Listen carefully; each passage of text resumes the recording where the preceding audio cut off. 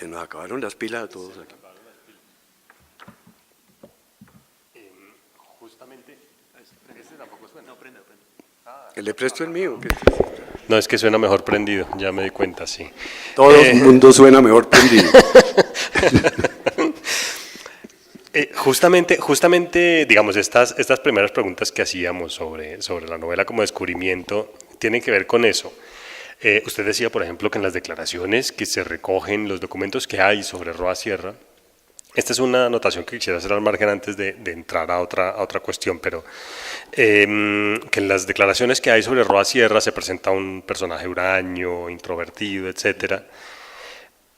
Pero aquí de lo que se trata es de la exploración de Roa Sierra antes del asesinato. Es decir, todos estos son testimonios después del asesinato, cuando las personas saben que él ha sido el asesino nada más y nada menos que, o se supone que ha sido el asesino de Jorge Eliezer Gaitán, y pues tienen que señalar algún tipo de personalidad para alguien que ya saben que es un asesino.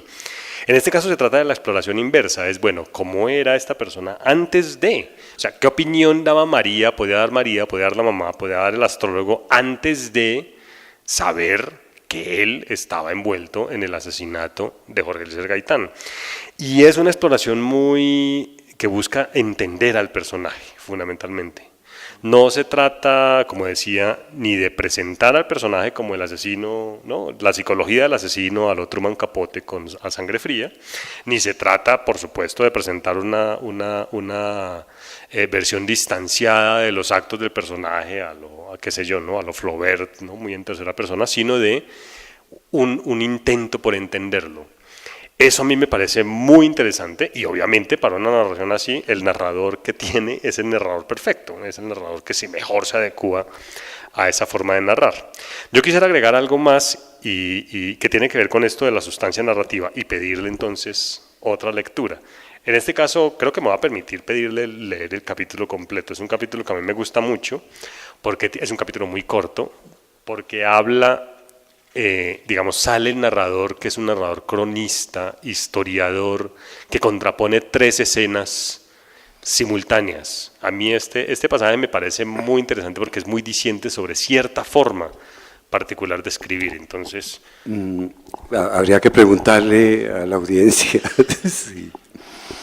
si están de acuerdo, porque nosotros pertenecemos a estas personas.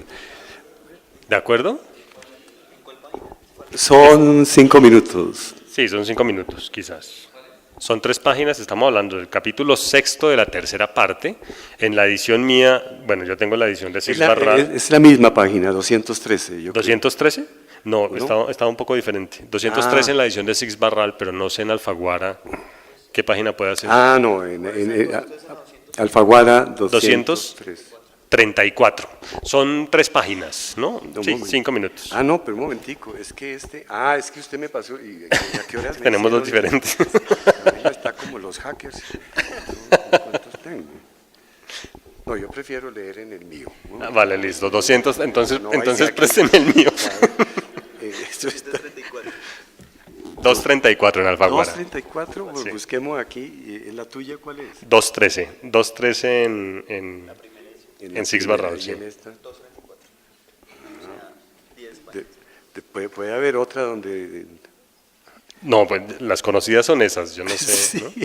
¿No? Bueno, entonces vamos a leer. Yo no sabía que iba a leer acá, pero bueno, tocó.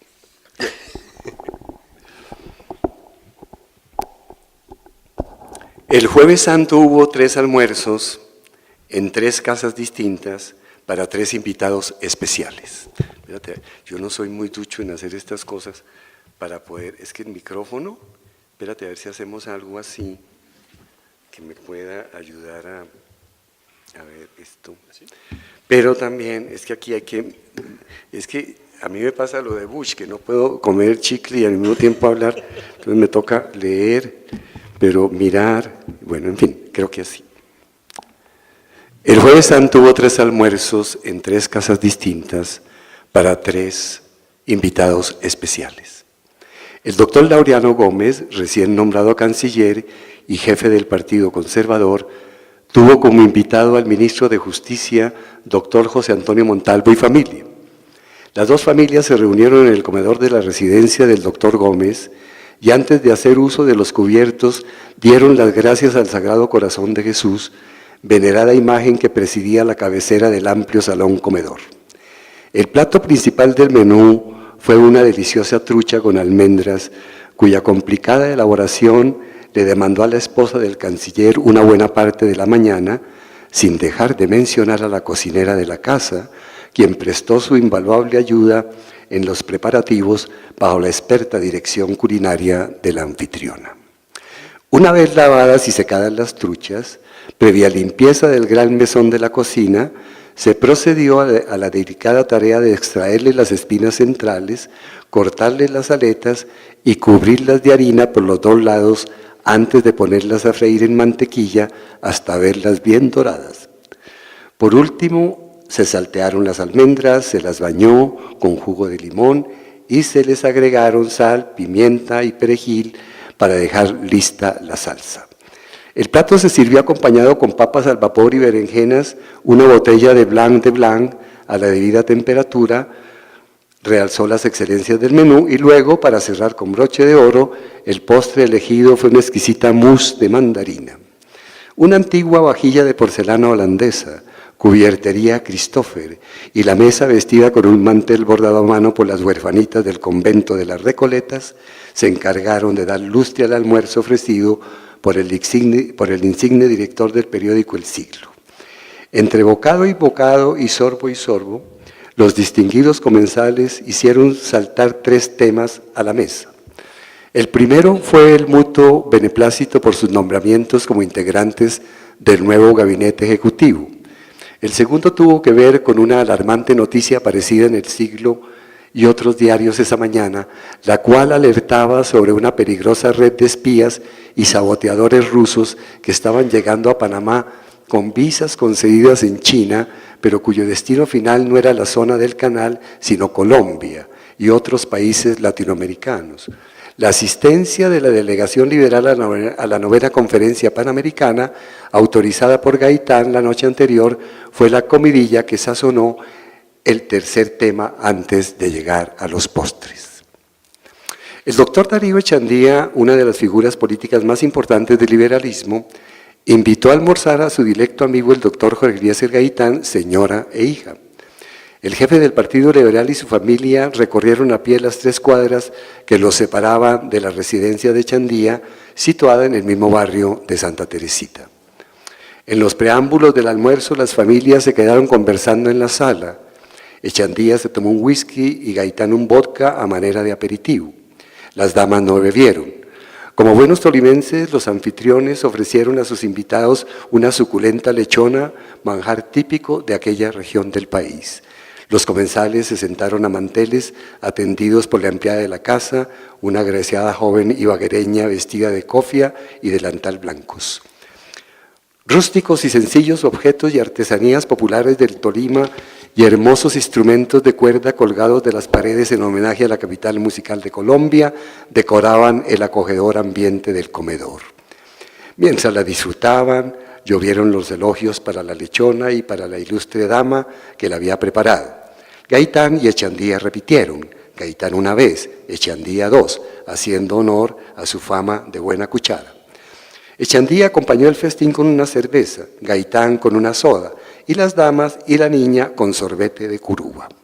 Para terminar, la dueña de casa volvió a lucirse con la elección del postre de cuajada con melado que arrancó exclamaciones de júbilo en la mesa a tono con el ambiente jovial, fraterno y divertido que venía alegrando el convite. Se tocaron diversos temas. Uno de ellos se relacionó con el juicio contra el teniente Jesús María Cortés, quien había dado muerte al periodista caldense Eduardo Galarza Osa en hechos ocurridos hacía varios años. Por esos días Gaitán preparaba la defensa del procesado y su primera intervención estaba anunciada para el lunes siguiente. Otro tema tan espinoso como inevitable para los dos políticos fue el nombramiento de Laureano Gómez como ministro de Relaciones Exteriores.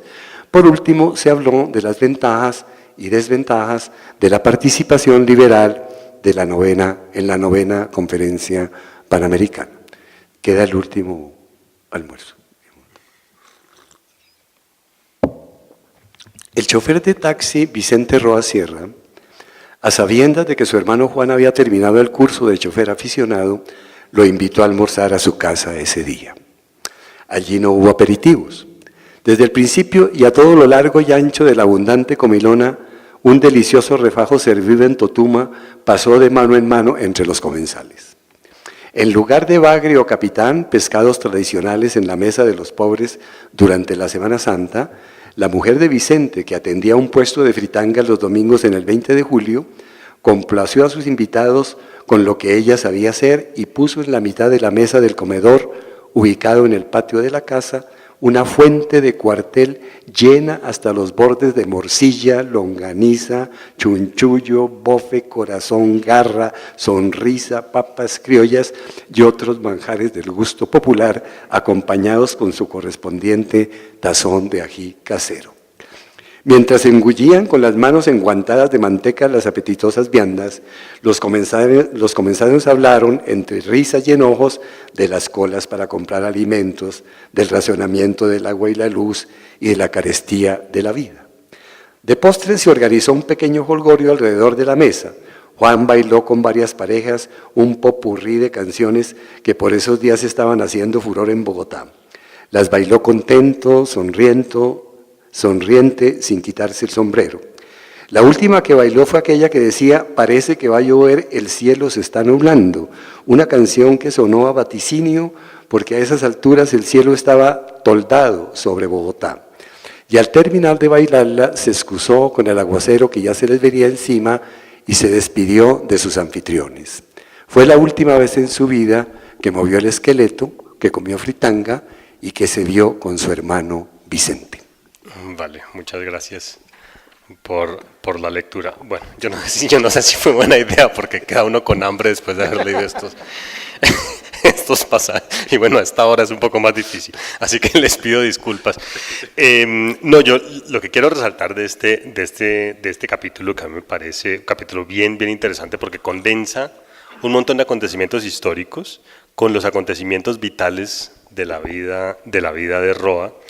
Quiero resaltar varias cosas. En primer lugar, la manera en que se construyen los tres ambientes completamente diferentes, ¿no? El de los conservadores con Laureano a la cabeza, que acaba de ser nombrado canciller y está celebrando. El de Gaitán, una persona de origen popular, ¿no?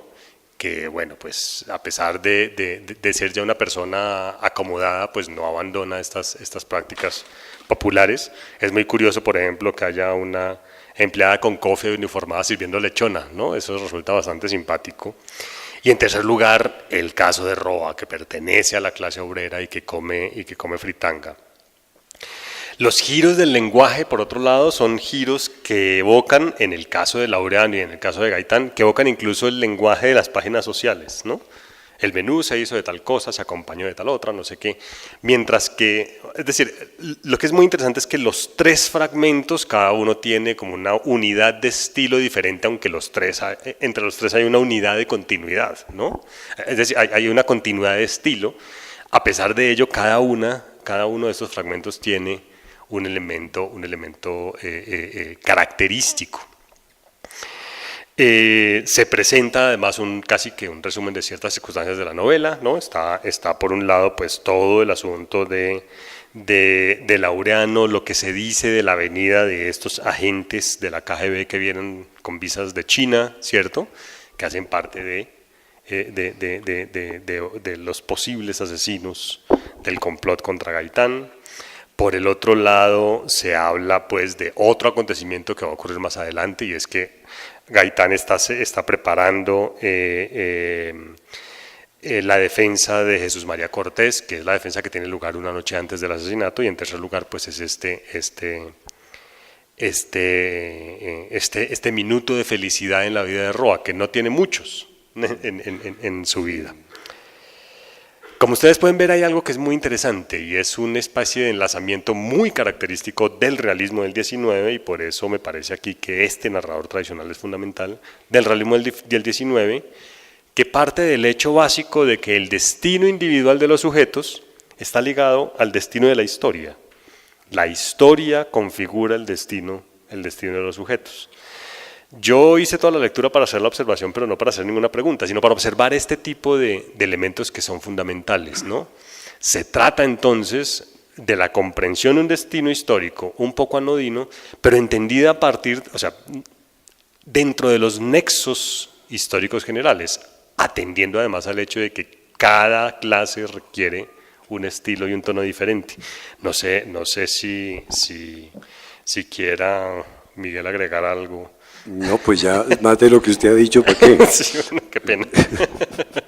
Pues me parece muy bien, creo que la lectura que ha hecho es muy cuidadosa, inteligente, detenida.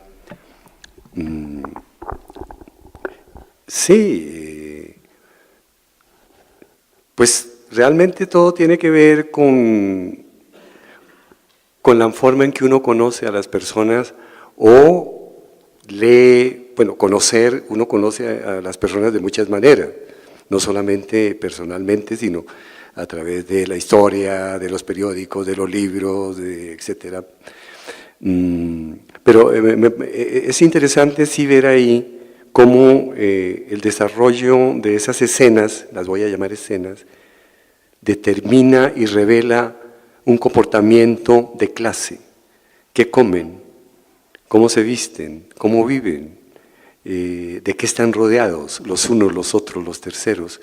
Y me parece importante porque una de las cuestiones que tengo muy en cuenta cuando escribo es la relación de los personajes con su entorno. Eso, por ejemplo, Roa Sierra, ¿qué comía? ¿Cuántos vestidos tenía?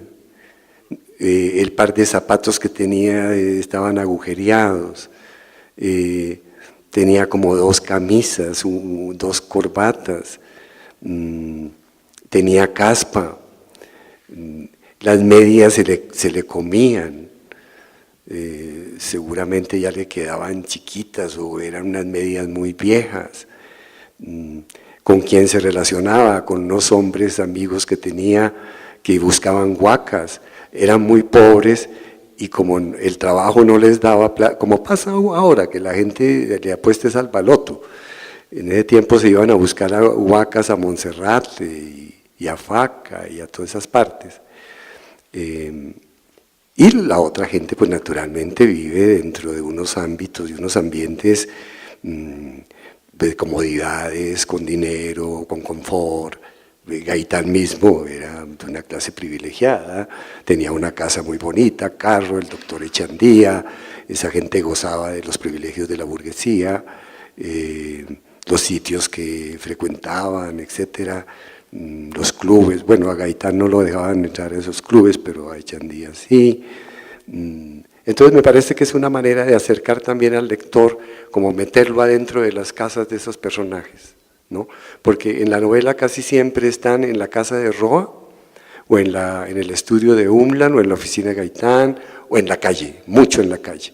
Pero quería contar cómo eran los sitios donde vivían estas personas, y creo que eso complementa mucho el dibujo, la silueta, la personalidad de estos personajes en el lector, para que se arme como una idea un poco más general de cómo son, cómo eran. Igual uno podría pensar que hay un peligro al que se enfrenta el narrador y por supuesto el escritor en el tema o en esas situaciones que se están planteando, que tiene que ver un poco con que, bueno, sí, hay un carácter histórico en estos personajes, en los destinos individuales de estos personajes que termina contándose a partir de los detalles anodinos y de la interacción con el entorno y tal, pero hablar de política y que la política sea un tema tan importante es todavía otro paso más allá, es decir, no solamente es hablar de historia, sino de política. Claro. Y me llama la atención la manera en que el narrador muchas veces narra la política. Es decir, no es que opine sobre política, narra la política. Fulanito hizo tal y entonces el otro hizo tal otra y entonces ahorita lo que vamos a esperar es que tal otra. Casi como si estuviéramos hablando de una telenovela, digamos, no en esos términos caricaturescos de la telenovela, pero como como una cosa de entretenimiento, ¿sí? Como una serie de acciones, de aventuras incluso, entre personajes y se narra así. Digamos, no es la opinión política lo que termina importando al narrador, sino narrar la política. Me imagino que también hubo ahí una voluntad como pues, también decidida de enfrentar ese tema, de hablar de política sin aburrir al lector o sin que el edificio se cayera, el edificio de la ficción y ese tipo de cosas, no sé. Sí, naturalmente se trata de una determinación tomada. Eso sí, cómo me meto yo en la política sin que esto sea una especie de imposición del escritor, trasvasada al narrador, para dar a conocer o imponer su ideología sobre los personajes. Eso me parece un irrespeto terrible. Ya poner en boca de los personajes la ideología del escritor para propagar o hacer que ciertas ideas simpaticen más que otras. Entonces me parece que hay que dotar a los personajes de una verosimilitud de discurso, que cada uno tenga sus contradicciones y ellos sean los que hablen de política, la manifiesten, se contradigan y a veces pues estén de acuerdo y a veces en desacuerdo. Y creo que esto también viene mucho del teatro. Siempre tuve mucho cuidado con eso. A mí toda esa andanada de teatro pancartudo de los años 70, pues me sirvió mucho para darme cuenta que la cosa no era por ahí. Entonces, sí, naturalmente, porque, bueno, ahí fueron muchos de los comienzos del teatro de los 60 y los 70, donde las soluciones se daban en el escenario, la revolución se hacía facilito, con unos fusiles de palo y unos discursos, y el público salía feliz, dichoso de la vida de ver esas obras, sobre todo en el teatro de esa época. Y en muchas novelas también uno lee una serie de eventos que corresponden más a unos deseos y a una cosa que puede ser una utopía, que en la novela se vuelven como realidades, que son las ideas del autor puestas a través de sus personajes para que los lectores, para convencer a lectores. Yo sobre eso sí he tenido una distancia muy grande y eso es lo que he hecho. Me distancio del hecho para narrarlo de una manera verosímil y respetuosa con mis personajes, porque ya que son mis personajes, tengo que respetarlos mucho para que no resulten diciendo una serie de barbaridades en procura de convencer a un lector de una cosa u otra. Pues quizás los pongo a hacer barbaridades y de pronto hasta cometer un asesinato, si es que Roa Sierra lo mató, pero en ese sentido es una cosa que trabajo con mucho, eso sí va paralelo al descubrimiento de cómo voy narrando el libro, pero esas cosas de la realidad, como la ciudad, la escenografía, ciertos momentos, los sitios y las ideas, tengo que trabajarlas con mucho cuidado para que no aparezca en un discurso político. Digamos, me parece que además hay incluso esta posibilidad de ironizar sobre el tema político, digamos, no se toma tan en serio. No. Aquí en este pasaje que leíamos era muy divertido que no, hay un tono irónico, política, hay un tono irónico a propósito para exacto. alejarlo. Yo quería hacer una última como inquietud, o no quería dejar por fuera una última inquietud que me llamaba la atención y que me parecía que pertinente para la conversación, que tiene que ver con el lenguaje de la novela. En la medida en la que hay así como hay una suerte de mixtura en este narrador que ya vimos que se comporta de distintas maneras y va respondiendo de forma dinámica a lo que se va contando, el lenguaje también parece hacer otro tanto en la medida en la que hay una serie se recurre con frecuencia a los dichos populares, a las salidas, a unas palabras que definitivamente proceden del habla coloquial, pero ese no es el único registro, también está el registro, digamos, en donde no hay tanto convención oral, sino una oración armada y cierta sofisticación incluso en las oraciones, en la forma que se presenta, y no hay miedo en mezclar en dos líneas esos dos registros, y la novela hace eso todo el tiempo también de forma sostenida. Yo me pregunto, bueno, sí, ¿cómo se dio esta cosa? Pero también uno se pregunta qué tipo de investigación pudo haber en términos del lenguaje, de qué palabras meter, qué palabras no meter, si en la época se usaban tales palabras o no, o eso hay que, digamos, de qué tanto confiarle también al recuerdo que hay o de la época, pero también la investigación que pudo haber al respecto, cómo funcionó eso ahí y cómo podría funcionar eso ahí. Bueno, así hablaba la gente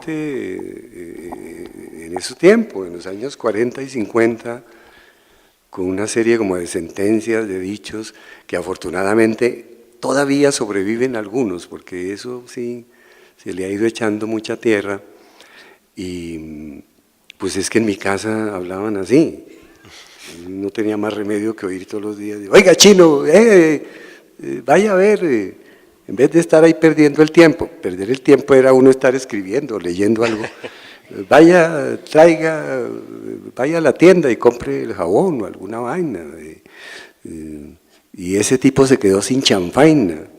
Y bueno, en fin, todos esos dichos, ala mi rey, ¿cómo te va, mi viejo? Eran cosas que así hablaban, entonces eso lo tiene uno ahí. Entonces, ¿cómo va a desperdiciar uno semejante herencia del lenguaje? Además, que no lo está aprovechando para hacer un adorno sobre una narración, sino para darle mucha más vida, más dinamismo, más verosimilitud a los personajes que lo emplean. Naturalmente que también pues recurrí a algunos textos que hay sobre modismos bogotanos de aquella época para corroborar los que yo ya tenía en mi memoria y refrescar muchos y tomar notas de otros. No, una medida que era difícil era tener un registro, pero sobrio, de ese tipo de modismos, de dichos, etcétera, de formas de hablar, para no atosigar al lector con eso, pero sí para eventualmente recordarle que estamos en tal año y estos personajes están viviendo en tal época y hablaban así. Eso también era como una especie de recurso que utilicé para estar recordando frecuentemente en qué época está situada la narración. Claro, y esa es la función que tiene este lenguaje, porque no se cae tampoco en una especie de convencionalismo picaresco, en donde el personaje dice a la carachas, pero entonces eso se parte más bien como de un decorado que de una constitución real de los personajes. Lo interesante es que también el narrador los toma, ¿no? Toma estos rasgos y a veces los usa. No, y me daba también como el camino para destacar más la personalidad de los personajes. Por ejemplo, la mamá dice, uy, qué guama. Eso lo decían las señoras. Y qué guama. La guama es una fruta cerrada que tiene unos frutos negros dentro de unos algodoncitos, y eso decían que guama, yo no sé por qué, pero qué guama era qué problema, ¿no? Y otros se los adjudico más a otro tipo de personajes para dar más como, para dar a conocer un poco más sus características, su extracción social, etcétera. De eso, eso me sirvió mucho. Bueno, yo tengo varias observaciones, pero no quisiera contenerme y más bien darle paso a las preguntas del público. Estoy seguro de que ustedes tienen comentarios. ¿Cambiamos de micrófono? Sí. Sí, porque si no, no se oyen las preguntas. Eso. Ahí está.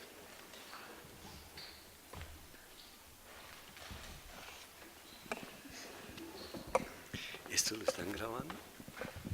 Sí, queremos tener una memoria de esto y yo puedo... Aló, buenas noches. Pues primeramente quisiera felicitar a Miguel por esta novela. Fue un disfrute como lector haber tenido esta novela entre las manos. Y la pregunta gira un poco en torno a la construcción del narrador y del personaje de Roa. En el sentido de este narrador omnisciente, que todo lo sabe, que todo lo conoce acerca del personaje, si en el momento de la construcción de este personaje sintió que se le salía un poco de las manos, que tal vez se podría desdibujar, porque uno tiene la sensación en la novela de que en todo el momento tiene el control sobre la forma en que se configura el personaje, pero ya en esa labor de la escritura, ¿usted sintió que el personaje se le salió un momento de las manos, se le desdibujó. A ver, es que no, oigo, pero quizás no entiendo muy bien. ¿Tú me puedes traducir? No, de veras, perdón, pero ¿qué es lo que quiere preguntar? No, Perdón. Sí, un poco. Sintetizar. De cómo hacer para que el personaje no se salga de las manos, ¿cierto? Sí, ¿Cómo hacer creo para que el es... personaje no se salga de las manos? Pues yo no sé, eso es muy complicado, pero pues una de las cosas es que tenerlo con uno, tenerlo uno viviendo sin dejarlo salir de donde uno está. Eso tiene que ver mucho con el tono que una de las cosas más complicadas es encontrar la forma en que uno va a contar una historia. Y es una búsqueda larga a veces, de muchas pruebas. Yo esta novela la empecé a escribir de diferentes maneras, por un lado, por otro. Incluso la empecé a escribir también en un presente. Hice algunos ejercicios de escribir la novela desde el punto de Roa Sierra, él. Me di cuenta que por ahí no era la cosa, porque me quitaba una vista amplia y panorámica de todos los sucesos del momento, casi que me suscribía donde estaba Roa, prácticamente, y por eso elegí al personaje, al narrador omnisciente. Pero igual que Roa, no solamente lo que hace, no solamente yo, los escritores, una de las habilidades que debe tener es que los personajes no se le vayan de las riendas y que resulten hablando de otras cosas y mostrando unas facetas distintísimas y como realizando unas acciones que no les corresponden, porque entonces ahí se desvirtúa todo. Y realmente hay que tener el cuidado de que cada uno corresponda a lo que uno quiera, a su personalidad que les ha dibujado, y tenerlos siempre ahí. Es decir, hay que hacerles algunas promesas como hacen los políticos, para que no se vayan, para que estén junto a uno. Y quizás esas promesas no se cumplan nunca, pero mientras estén las promesas, ellos no se van. Hay que estar ahí, tener una férrea vigilancia sobre ellos, darles muchas libertades. No solamente los personajes hacen lo que uno quiera, sino que de pronto ellos empiezan a hacer otras cosas. Creo que a todos los escritores nos pasa, y no solamente con los personajes, sino con las situaciones, que de un momento a otro hay cosas que aparecen y uno dice, bueno, ¿esto de dónde apareció? Si yo no estaba pensando en esto, ni siquiera en la búsqueda de una exploración a ciegas, jamás había tenido ni la posibilidad de que cosas así aparecieran y aparecen, o ciertos personajes que aparecen sin haber sido llamados, como que se van colando a la novela y uno los recibe porque qué bien que llegó qué bueno que apareció, etcétera. Yo con Roa Sierra tuve una relación muy estrecha, muy larga y muy afectiva. Debo confesar que yo no quería matarlo al final de la novela. Me costó un trabajo tremendo matar a Roa Sierra, porque se había vuelto como mi amigo, era el que convivía conmigo, no le podía ver la cara, pero él era mi amigo. A veces le ponía una cara y en los sueños y se la quitaba y la tiraba al piso. Nunca pude realmente diseñar una cara para él, pero lo quise entrañablemente, llegué a quererlo muchísimo, muchísimo, y me costó mucho trabajo matarlo porque era una criatura que yo fui el creador de esa criatura. En cambio, Gaitán era un personaje que estaba ahí, de la realidad. Yo lo tomé en préstamo para meterlo en la novela, naturalmente tuve que crearle una vida de ficción también a Gaitán como a Roa, pero era un personaje un poco más alejado, pero sin embargo el personaje que me motivó a escribir la novela a mí fue Gaitán y mi profunda admiración por él.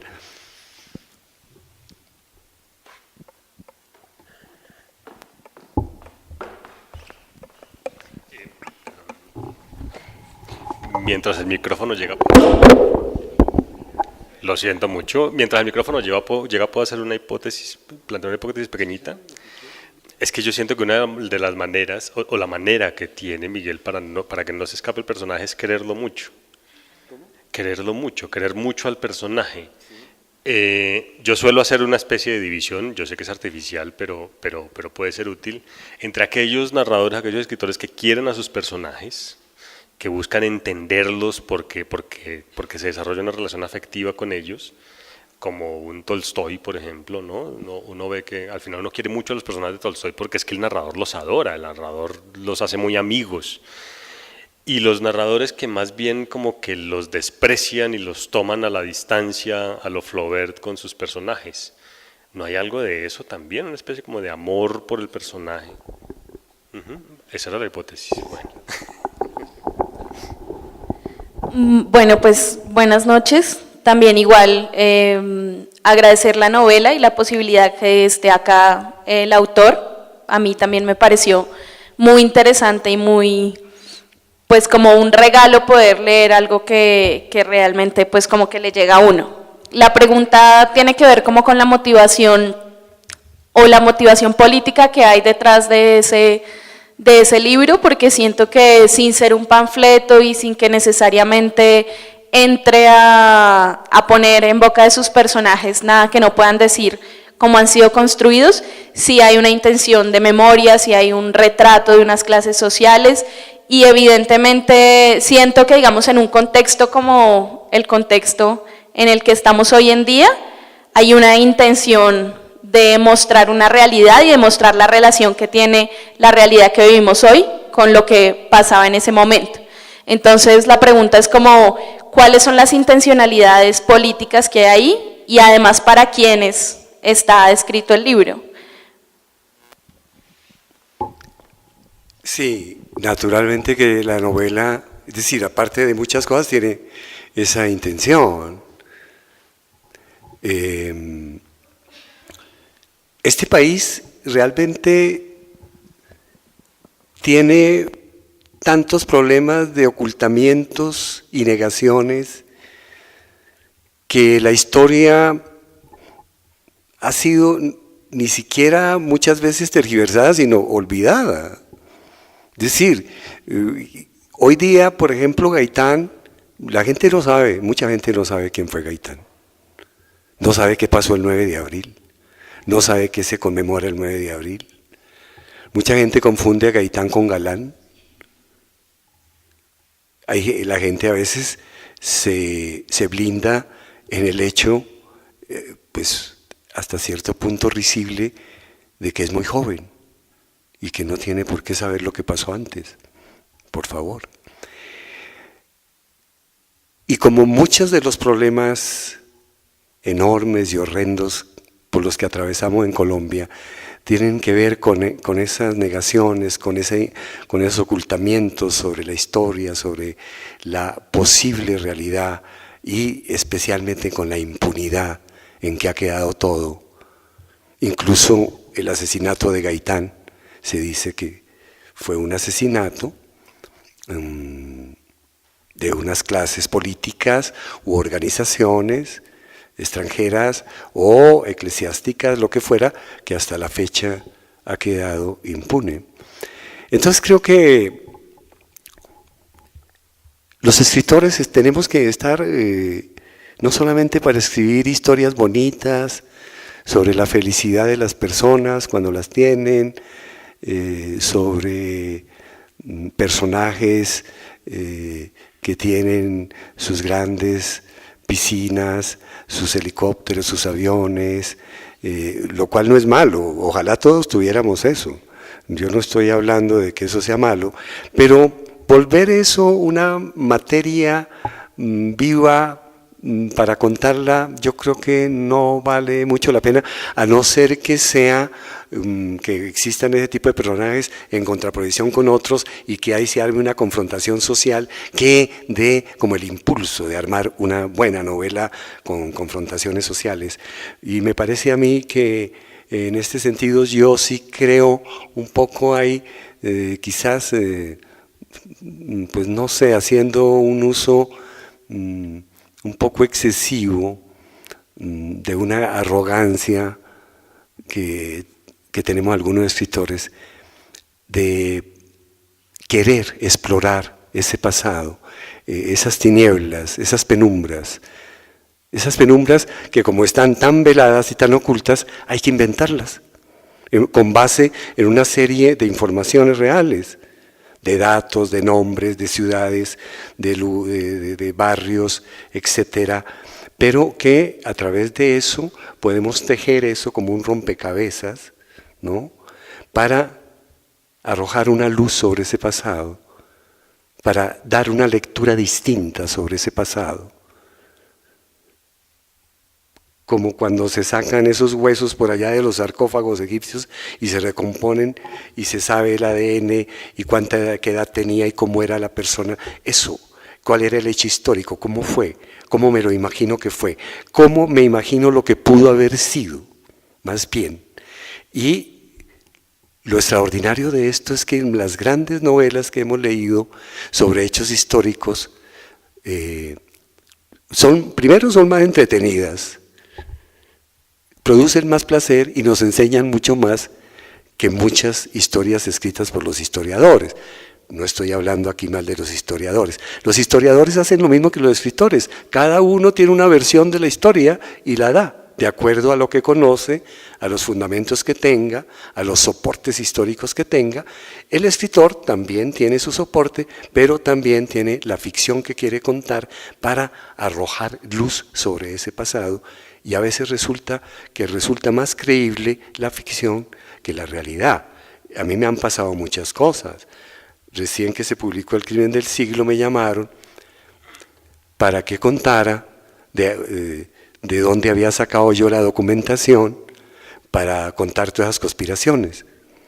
Entonces yo dije que no podía revelar las fuentes, porque no podía, ¿cómo iba yo a revelar las fuentes? O no, es que lo que pasa, me dijo un señor que me llamó de un ministerio misterioso, no me quiso decir de cuál, el ministerio era un misterio.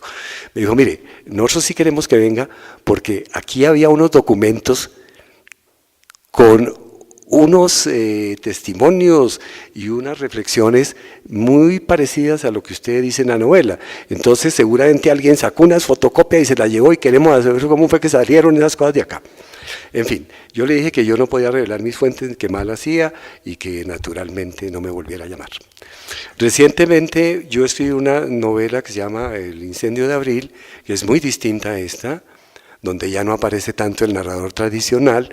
La novela tiene es una estructura de 3 partes, en la cual la primera son 70 voces distintas que están narrando, la segunda y la tercera también son voces en primera persona que narran el día del 9 de abril, desde la 1 de la tarde hasta esa noche y el amanecer. Y esa primera parte donde hay 68 narradores, de eso que yo hablaba al principio, son personas que tienen nombre, profesión, tienen una casa, viven en alguna parte, tienen una relación amorosa o de trabajo con alguien y cuentan qué les pasó. Algunos incluso alcanzan a contar el momento en que están muriendo. Otros trabajan en una floristería, en una talabartería, en un taxi, son médicos de un hospital, enfermeras, policías, etc. Y miren ustedes, me han llamado personas, incluso periodistas y gente que escribe sobre literatura, a que por favor les dé los datos de las direcciones de algunas de las personas que aparecen ahí porque quieren tener unas entrevistas más extensas con ellas.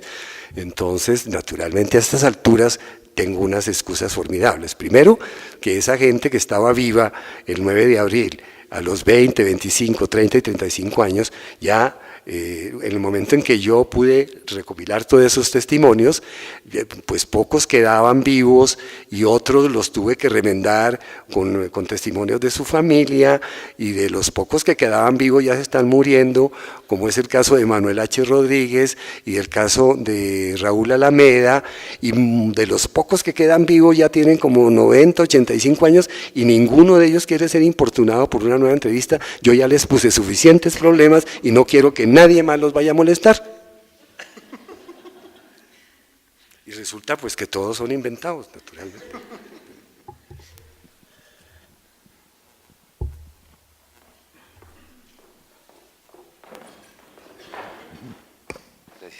Bueno, buenas noches. Yo, pues, también encantado con la novela, me gustó mucho, me gustó al final volver al principio, o sea, como arranca, pues, la misma manera como termina. Y las preguntas son dos preguntitas. La primera es con relación justamente a muchas de las cosas que acaba de decir. Las descripciones en la novela son supremamente creíbles. Todas las descripciones de todo, y muchas de estas descripciones están acompañadas justamente por los giros lingüísticos que hay, ¿no? Y las expresiones. Entonces, por ejemplo, el del granizo molido, cuando están ahí, todo este tipo de cosas, esas descripciones, aunque en esencia parecieran verse sencillas, tienen ahí del fondo está justamente esa, lograr plasmar esa realidad. La pregunta sobre las descripciones sería sencilla y sería solo de respuesta sí o no, que si son muy complejas de armar descripciones a este nivel, pero que tengan esta apariencia digerible, y bueno, y cómo se llega hasta allá. Y la segunda pregunta tiene que ver con algo que relacioné yo también con la obra de teatro, con La Siempre Viva.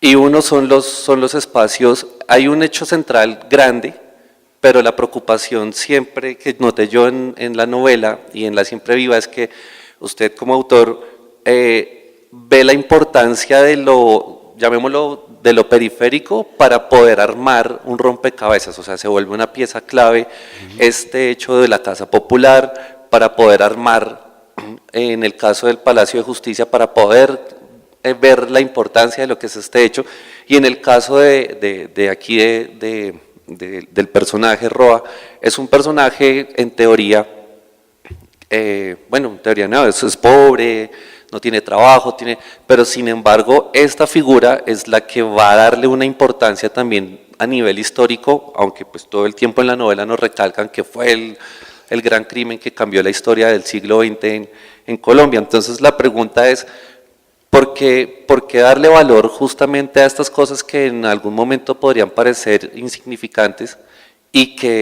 pero que sin ellas el gran hecho no se conformaría?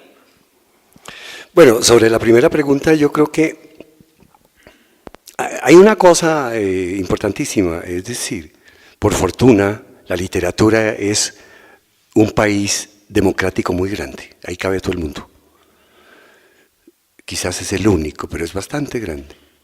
Y hay, al revés de lo que pasa mucho con la realidad, los personajes más pobres son quizás los que vienen a ser los protagonistas, no los más importantes ni los más ricos, ¿no? Un pobre como Roa Sierra es el protagonista de esa novela. Hay pobres tan pobres que ya están muertos, como Pedro Páramo. Y hay otros realmente tan jodidos que se despiertan vueltos una cucaracha como Gregorio Samsa. Entonces, estos personajes, ¿cómo se construyen, cómo se les va dando vida? Es un proceso que es muy difícil de descodificar. ¿Cómo se vuelven tan creíbles?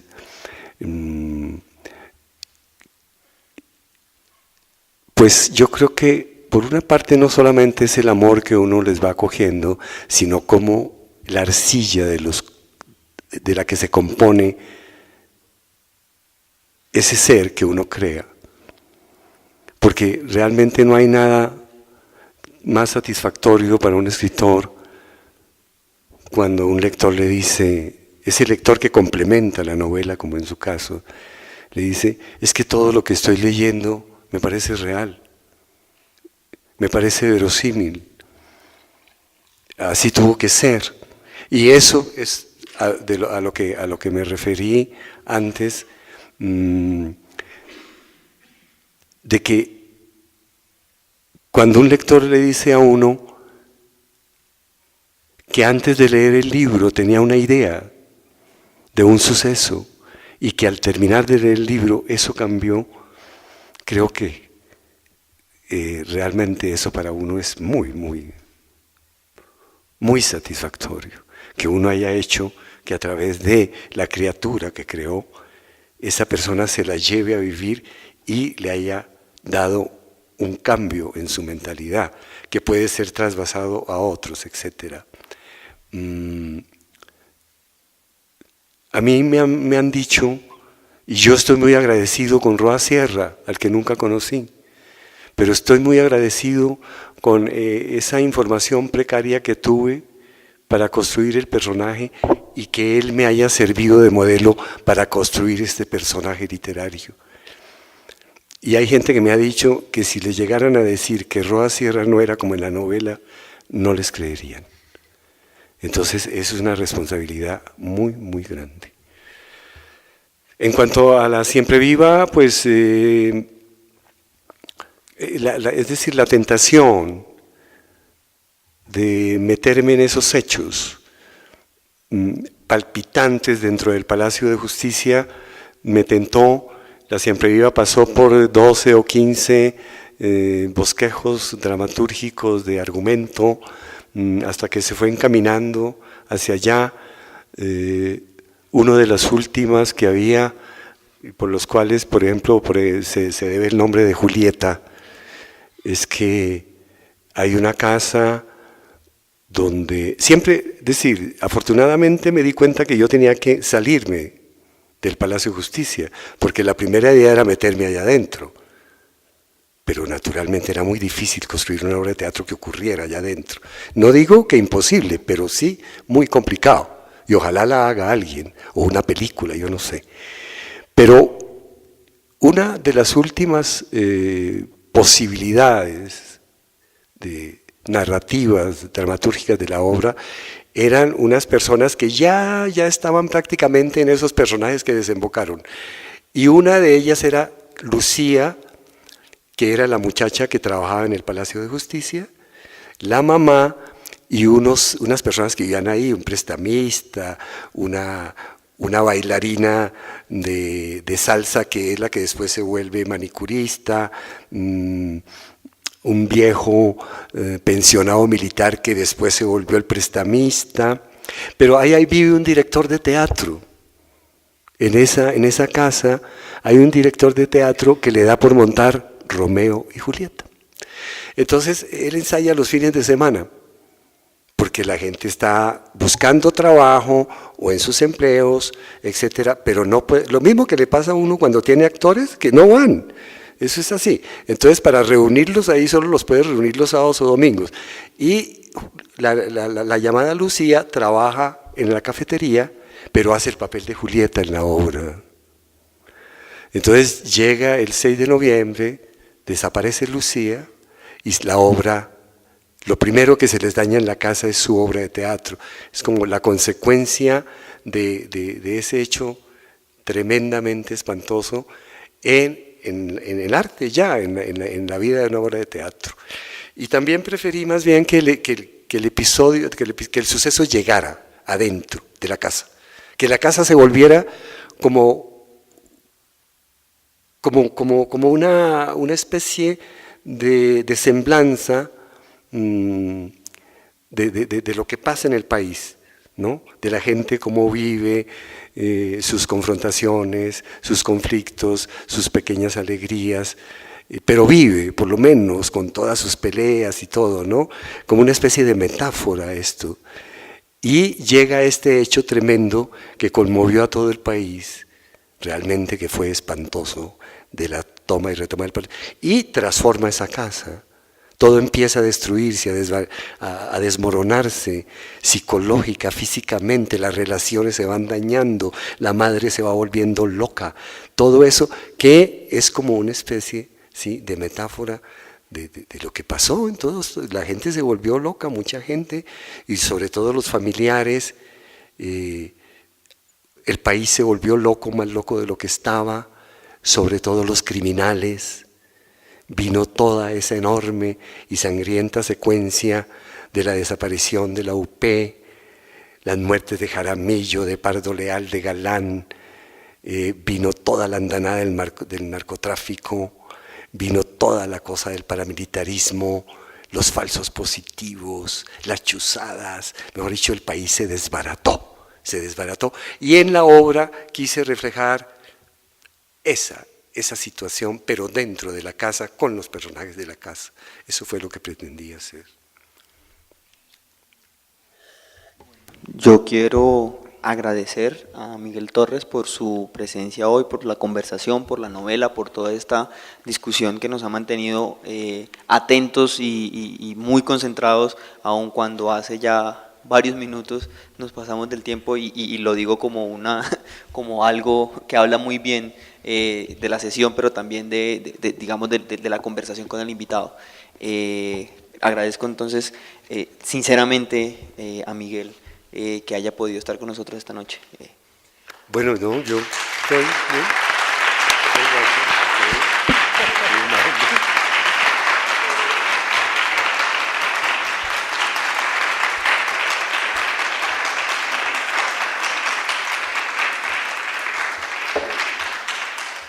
Bueno, ni cuando era actor me aplaudían tanto, muchas gracias.